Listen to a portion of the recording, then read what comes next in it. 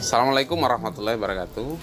Hari ini saya berada di makam Waode Pogo dan kita berada di Kecamatan Kadatua, Kabupaten Buton Selatan. Saya datang sini untuk mencari tahu kisah atau potongan kisah dari Waode Pogo. Di sini di sebelah kanan saya sudah ada tokoh masyarakat yang tidak jauh rumahnya dengan makam ini, dan ini adalah makam yang sangat dikeramatkan oleh masyarakat setempat sehingga ini masih terjaga sampai sekarang. Ya, mungkin bisa kita cerita lebih banyak mengenai kisah yang ditahu oleh Bapak mungkin ya, terkait dengan kisah ini. Kira-kira ini makam ini sudah lama dipugar ya? Iya. Sudah lama dipugar, tapi itu yang namakan Waode dengan dari Muna sana. Setelah tiba dari Muna datang di Kadatua, duluan di pantai. Yang namanya Buata. Di bagian mana? Sebelah ini. Sebelah. Tentangannya ini. Satu minggu menurut ceritanya orang tua, 1 minggu dia sana. Karena Medianu yang dinamakan di gua sana, hanya dia tinggal di gua di Tanah Merah sana, hutan lindung. Tapi memang pertamanya sebelum dia naik di sana, dia suruh anak buahnya dia survei di sana. Anak buahnya berapa orang? Anak buahnya 40 orang menurut ceritanya orang tua. Yang dia suruh itu 7 orang. Jadi setelah dia pergi, katanya apa-apa yang kita lihat di sana itu untuk kita hidup di sana. Katanya ubi pondok itu yang dinamakan di sini kolope itu. Itu ubi ya kalau bahasa ubi. Indonesia. Di hutan. Ubi Ubi hutan. Nah, katanya kalau begitu kita bisa hidup itu. Nah, 1 minggu dia naik. Dia tinggal di sana tuh di gua. Sampai di sana mungkin anaknya sudah lahir. Anaknya anak Ode ini Pogo. yang dinamakan itu. Oh di sini makanya. Itu yang 2 kuburan yang 2. Jadi di sana yang 2 itu. Ini anaknya beliau. Tapi kalau di sebelahnya sana lain juga. Lain yang juga. Pengurus keduanya ini. Setelah ini hilang, yang ini pengurus. Iya. Penerusan itu. Jadi ini makamnya beliau di sini. Ini yang orang tua yang kita sebut tadi. Itu ceritanya kenapa sampai di Kadatua, yang kita dengar-dengar kenapa sampai di Kadatua? Apakah diutus sama pihak kerajaan atau mungkin? Tidak, saya belum tahu persis juga. Belum tahu persis. Tapi sampai di sini, setelah dia besar anaknya itu dia jadi cowok. Dia ambil ayam baru gigi sabu ayam itu di hutan itu. Namanya di sini itu kasa itu. Kasa. Tanduk kasa itu. Iya. Sering juga sampai sekarang itu. Sampai sekarang itu jadi tradisi ya. Jadi dia ambil ayam baru dia ikat, baru dia seperti saya ceritakan di yang duga-duga tadi. Dan itu memang waktu pertama itu memang ayam itu jadi pertanda bahwa yang pasukan berapa tadi yang 40 ya. Yang masuk di dalam gua apa aja? Yang tinggal di sana. Kemudian ini kan banyak versinya ini Pak. Ada makamnya di sini, ada juga di tempat lain. Memang saya langsungkan dulu cerita ini. Setelah besar anaknya, dia ambil kakaknya itu. Dia bawa anak buah 3 orang. Lalu dia pergi menuju ke selatan. Iya. Setelah tiba di sana itu di pegunungan juga, termasuk yang di bawahnya ada kampung juga. Ada kampung. Sekarang kampung itu di mana? Yang dinamakan Marawali ini. Oh, Marawali. Jadi tapi belum kampung ini. Masih lama ini. Masih lama. Jadi katanya langsung nih dia pergi. Setelah di sana ada kebun jagung, besar buahnya. Dia pulang. Dia cerita miri sama anaknya, orang tuanya tuh. Tadi di sana katanya ramai katanya ada kampung. Jadi katanya kehidupannya di sana katanya berkebun jagung besar. Kalau begitu kenapa katanya tidak ambil untuk bibit katanya. Katanya nanti kita datang lagi. Setelah pergi kedua kalinya dia dijemput Mian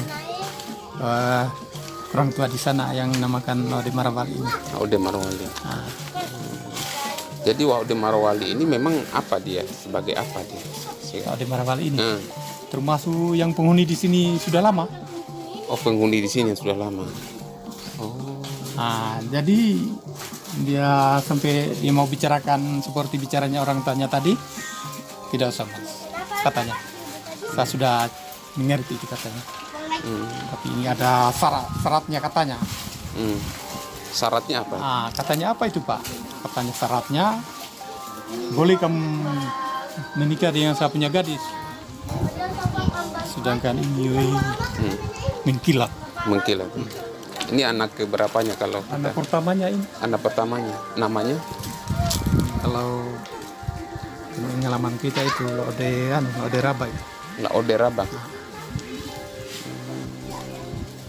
Kalau anak kedua ini yang di Kita anak kedua ini istrinya ini Pak. oh istri oh istrinya anak pertama. Iya. Dan sudah anaknya Mi Ode Marbal ini. Iya iya. Ah, Kemudian katanya kalau umpamanya kalau menikah, jadi kamu menikah dengan punya gadis ini katanya. Jangan susahkan itu, nanti saya yang atur katanya. Saya bikin, saya kerja karena katanya benteng. benteng. Nah, sudah ini.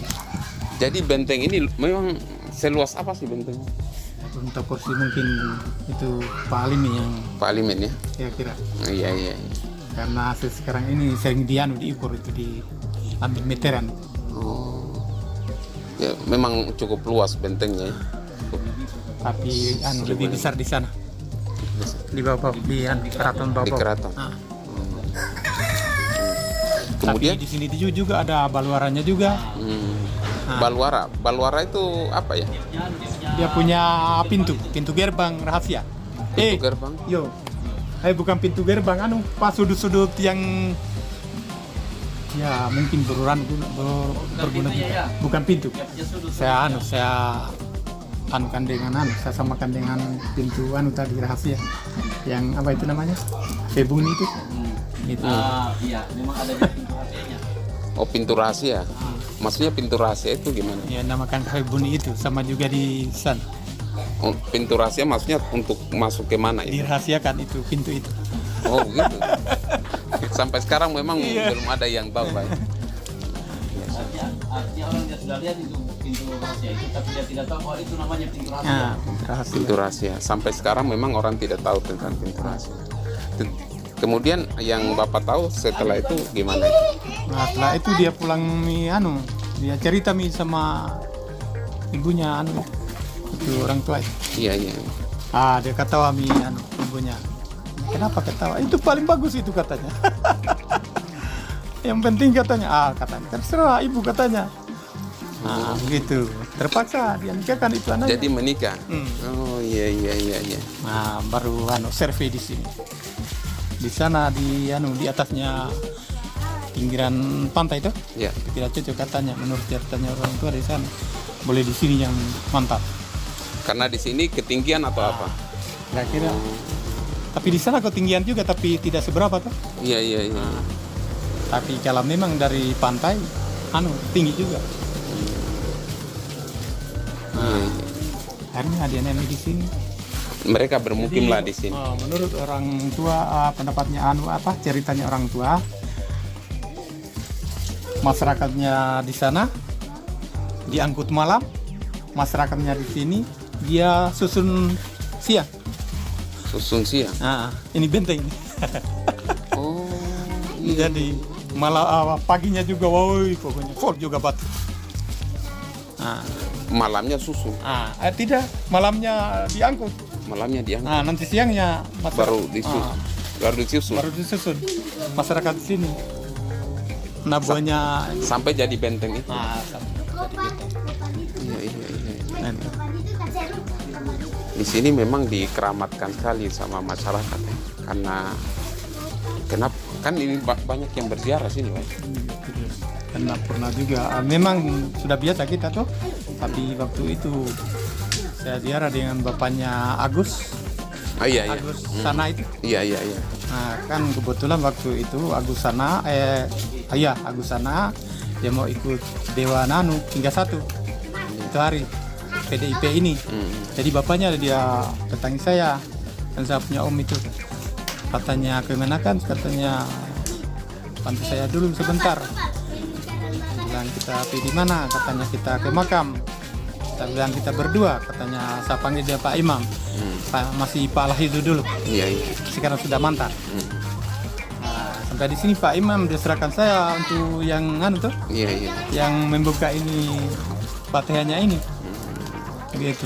Ada tidak pengalaman spiritual, pengalaman sampai terkait dengan Ode Pogo ini? Mungkin yang pernah kita dengar atau kita pernah rasakan mungkin selama ini. Ya. Pengalamannya kita mungkin, Pak. Pengalaman mungkin pernah ketemu sama Iya. Saya lanjutkan dulu. Iya. Yang pengalamannya ini tadi. Iya. Kan termasuk pengalamannya ini. Iya. Jadi itu selesai saya buka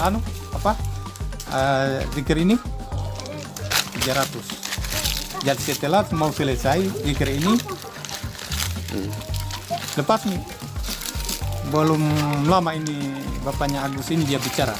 Katanya kemunakan. Siapa ini yang masuk ini tadi? Saya ngeri ini saya. Saya bilang, paman, bagaimana kita mau lihat? Saya bilang, sedangkan kita ini tutup mata ini. Nanti selesai juga baru kita buka. Tidak, katanya dia lewat jalan di muka saya. Katanya bagaimana kita tidak lihat katanya. Saya bilang, itu orang tua itu. Iya. Luar biasa. Karena habis kita panggilin tadi. Berarti memang harus kita baca doa untuk dapat keberkahan juga sih. Iya, luar biasa. Mungkin seperti itu. Ada lagi mungkin cerita-cerita lain yang mungkin kita bisa berbagi, mungkin cerita. Iya. Dan itu makanya juga karena ini orang tua, dia berpesan juga kalau besok anak-anak katanya jangan lupakan saya. Selesai Lebaran Idul Fitri harus ke makam. Itu siapa yang Itu orang tua. Itu pesannya. Pesannya selesai Lebaran Idul Fitri orang tua. Jadi memang sampai sekarang selesai ya tradisi juga. Jadi tradisi. Selesai Lebaran kita semua orang tua di sini. Masih di sini. Oh, selesai salat Id, kemudian datang di sini berdoa kepada makam ini juga, keberkahan juga, minta keberkahan kepada yang Tuhan yang Maha Kuasa. Jadi sampai sekarang belum terlepas itu. Belum terlepas. Alhamdulillah. Jadi sambil juga ini kemauannya orang tua, sambil kita juga cucu-cucunya di sini itu kita akui juga tuh. Iya. Iya, mungkin seperti itu yang bisa kita berbagi. Saya kira ini banyak sekali cerita-cerita pengalaman dari masyarakat setempat terkait dengan pengalaman spiritualnya ataupun cerita-cerita rakyat yang bisa kita dapatkan di tempat lain. Dan saya sangat mengharapkan agar pemerintah juga bisa melestarikan budaya-budaya dan tradisi-tradisi yang baik yang ada di sini. Itu saja. Billahi taufiq wal hidayah. Assalamualaikum warahmatullahi wabarakatuh. Waalaikumsalam. Mungkin saya minta doa Pak supaya bisa dapat keberkahan juga dari Bapak mungkin ya. Kita minta doa karena ini kan makam yang dikeramatkan Pak gitu. Kita minta doanya.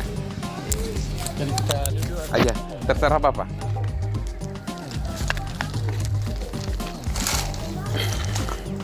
Jadi kita mulai. Iya.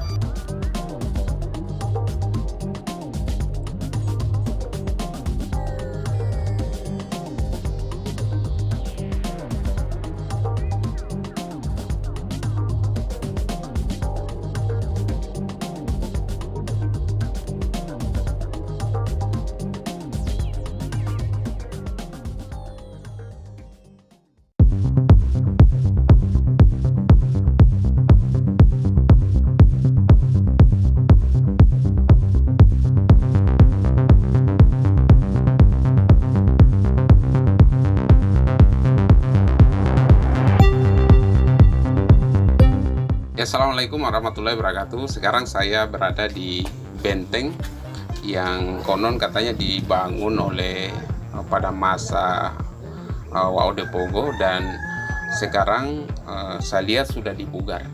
Ya kiranya bisa saya tanyakan, ini ada pemerintah dari yang mewakili pemerintah kecamatan maupun pemerintah desa yang ada di sini. Saya mau tanyakan dulu terkait dengan sejak kapan ini dipugar ya benteng ini. Mungkin dari Bapak. Tahun 2017. Ya. Dana dari Dana desa. Dana desa. Ini dipugarnya hanya memang benteng ini atau sepanjang benteng yang ada gitu?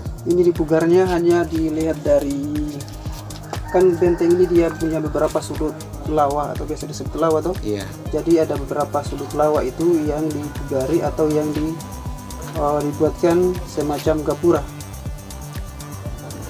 Jadi ada di sini, kemudian ada di sekitar pintu masuk, kemudian pintu di bagian sumur dengan pintu menuju ke desa Bemasi. Oh, masih. Ini luasnya kurang lebih berapa ini benteng ini, Pak? Oh, kita tidak salah dulu itu 1000 lebih ya, 1000 lebih. Kurang lebih 1000. Iya, 1000 lebih. Berarti cukup luas ini. Iya. Dan memang ini setiap tahun memang diperbaiki atau kadangkala nanti ada anggaran atau mungkin ada usulan, mungkin pernah ada usulan kepada pemerintah untuk pemugaran lebih lanjut lagi. Iya, kalau masih pemerintahan camat yang 2020 kemarin, nah sempat juga ini Pak Camat Kemudin itu dia perintahkan saya untuk saya membuat proposal renovasi benteng. Saya sempat lakukan juga dulu itu, tapi tiba-tiba muncul darurat yang baru-baru ini yang namanya corona itu, akhirnya yang kami buat proposal itu tidak terlaksana. Ya, terlaksana. Jadi harapannya kita memang ini dipugar semuanya. Harapan kami seperti itu, supaya kembali lagi yang namanya simbol atau benteng yang ada di Kecamatan Kadakwa ini harusnya disalib. Iya, mungkin dari Pak Alimin ada tambahan terkait dengan benteng ini. Iya, terima kasih. Artinya itu melanjutkan dari apa yang telah disampaikan oleh Sekretaris Desa tadi, bahwa memang benar adanya bahwa ini benteng Wa Ode Pogo ini sudah beberapa kali kita usulkan untuk dipugar, termasuk salah satu usulan yang memang itu prioritas setiap tahunnya untuk di Desa Lipo ini, bahwa benteng Wa Ode Pogo ini kita rindukan untuk dipugar. Jadi usulannya itu kadang kita usulkan di Dinas Pariwisata dan Kebudayaan, namun lagi-lagi sampai saat ini benteng ini atau usulan kita tersebut belum ada realisasi sampai saat ini. Sebenarnya terkait dengan artinya peristiwa maksud di zamannya itu, ini benteng ini kan sebenarnya ini dulu masih berdiri kokoh, hanya karena mungkin perkembangan zaman batu-batunya itu banyak yang sudah jatuh. Nah, sementara pada saat di zaman itu juga ketika itu artinya itu batunya itu diangkat, biasanya itu oleh tradisi dulu itu biasanya dipukulkan itu semacam itu gendang. Iya, pada saat diperbaiki itu. Iya. Itu simbol apa? Kenapa sampai dipukulkan gendang? Artinya mungkin suatu tanda bahwa mungkin apakah itu memberi semangat atau suatu kegembiraan bahwa ini benteng ini sangat diperhatikan sekali. Iya. Mungkin itu saja ya. Iya. Oh ya. Ya, terima kasih. Saya kira itu saja yang bisa kami informasikan, dan kiranya dari pemerintah daerah maupun pemerintah pusat bisa memperhatikan kondisi benteng maupun kegiatan budaya-budaya yang ada di sini agar tetap lestari sampai selanjutnya. Itu saja. Billahi taufiq wal hidayah. Assalamualaikum warahmatullahi wabarakatuh. Salam.